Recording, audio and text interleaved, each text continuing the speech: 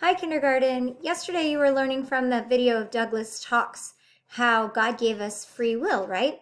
Well, I wanted to show you a couple ways that God helps us do that in the Bible.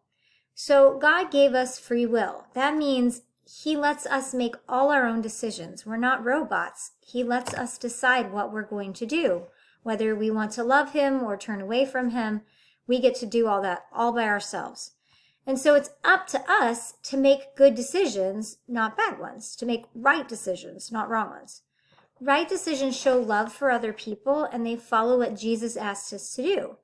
Would it be right for me while I'm at home to watch movies all day and ignore my kids and ignore my students instead of helping my kids learn and teaching you? No, because Miss Bland and your parents still need me to be your teacher, even though I'm not in a classroom with you, and because it's my job, and I said I would do it when I decided to be a teacher at STM. But sometimes it's really hard to know what the right choice is. Do you know what? The Bible helps us with this. There are a lot of verses in the Bible that explain how we can make good choices. I'm going to show you some of them. I made them with pictures for you to see them better. Okay.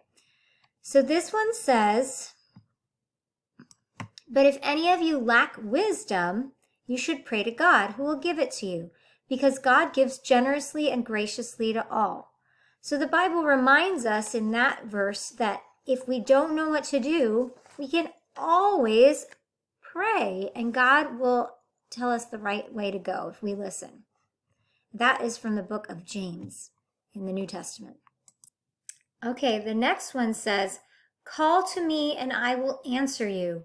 I will tell you wonderful and marvelous things that you know nothing about. And that's in the book of Jeremiah in the Old Testament. Now, this is kind of a silly picture. When we talk to God, do we really call Him on the phone? No, that just means that's another word for pray, right? When we pray to God, He will tell us things that we never even thought of. So this one says, if you wander off the road to the right or the left, you will hear His voice behind you saying, here is the road, follow it. And that's in the book of Isaiah in the Old Testament. And so that's kind of like the other one. We're not really walking down a real road in our lives, but that's like God telling us, here's a good path to follow. These are the ways of right choices. And if you go off the path of right choices, God is there to help you come back and say, here's the road, this is the way to go. Finally, I like this one. It's a psalm in the Old Testament, and it says, your word is a lamp to guide me and a light for my path. You see how he's walking down this dark, dark road, and there's nothing to help him see except for all those lights? That's what's helping him find his way on that dark road, huh? It's just like if you open the Bible and you read it and you really get to know what God is saying in the Bible, it helps you make good decisions. If you know what people a long time ago in the Old Testament did, and the prophets and all the kings and the people who came way before Jesus, and then what Jesus said when He was around and all the apostles and the disciples, you really start to understand, okay, these people knew what to do. When God wanted them to do it, they did it. They followed what God wanted them to do.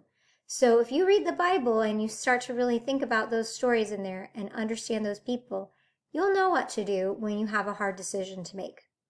All right, so those are just some ideas for now, and I hope they help you think about how to make good decisions in the future.